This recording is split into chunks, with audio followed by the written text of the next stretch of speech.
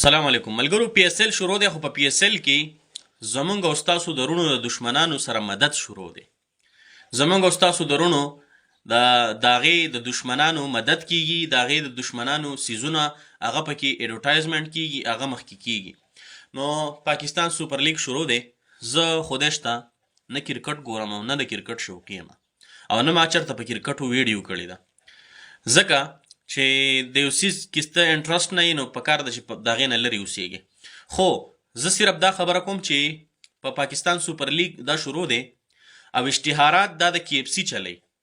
کی اف سی دا زمونږ او ستاسو درونو د فلسطینیانو د هغو دشمنان دي. دا کی اف سی والا دا د اسرائیلو کمپنۍ ده او دا اشتهار چلول دا د مسلمان دپاره قطعا دا جایز نه دي، ځکه چې زمونږ او ستاسو پرونو په فلسطین کې زمونږ او ستاسو پرونو کم څه تیر شو، زمونږ او ستاسو درونو سره څه وشو، زمونږ او ستاسو درونو د ماشومانو سره څه وشو، د هغو د بچو سره څه وشو، د هغو د ښځو سره څه وشو.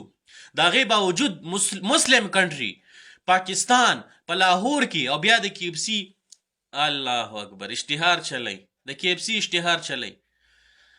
های ډېر د افسوس خبره ده. موږ پر زور مطالبه کوو چې دا د کی اف سی چې څومره دیو اډورټایزمنټ کوي، څومره دا څیزونه دي، پکار ده چې دا فورا ختم کړي. دغه د مسلمانانو سره ودرېږي، همدردي وکړي او دغه مسلمانانو ته دا وښیي چې موږ د اسرائیلو خلاف یو، موږ د اسرائیلو خلاف یو.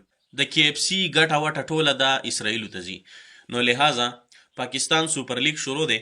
موږ دا نه وایو چې یاره داسې چللی وغه چللی، د هر چا خپله خوښه ده. زه خپله کرکټ ته له لعب ویم، زه خپله نه ګورم، که نه شوقي نه یم او نه ما چېرته کتلی دی. خو دا په پاکستان سوپر لیګ کې چې دا کم سیز اډورټایزمنټ کیږي د کی اف سی، نو دا رې لرې شي، دا رې مکمل ختم شي، ځکه چې زمونږ د مسلمانانو سره دې خلکو ډېر ظلم کړی دی. زمونږ د مسلمانانو د بچو سره ډېر ظلم کړی دی، زمونږ د مسلمانانو د ښځو سره ډېر ظلم کړی دی، زمونږ د خویندو سره ظلم کړی دی. داسې قسمه خلکو ایډ چلول الله اکبر دا نامناسب دي.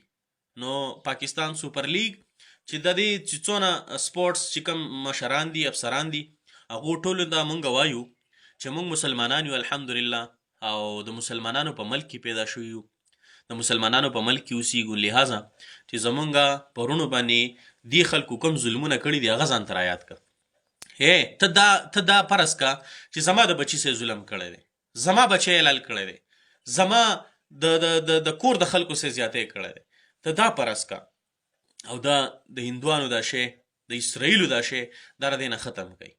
نو یو په پاکستان کې دا گیم کیږي، که چېرته بهر بله کنټري وی، بل ملک وی، بل ځای وی، نو موږ به ویلی وی چې یاره دا د مسلمانانو کنټري نه ده، د مسلمانانو ملک نه دی، نو موږ به دا دغه نه کولی. خو چونکې دا په لاهور کې دی دا پی اس ال او د کی اف سی ایډ پې چلیږي، موږ پر زور مطالبه کوو چې دا د ختم شي. دا د اسرائیلو تر دې ګټه ځي، نو دا د مکمل دا ختم شي.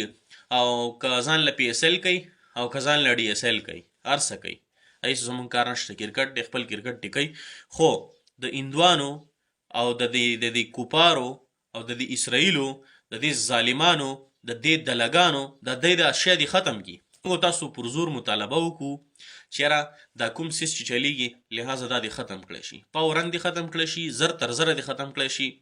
موږ د دې شي خلاف یو او د دې خلاف به بیا نورې موږ ویډیوګانې کوو، نور به موږ اواز چوتو. لہذا دا څیز دی مکمل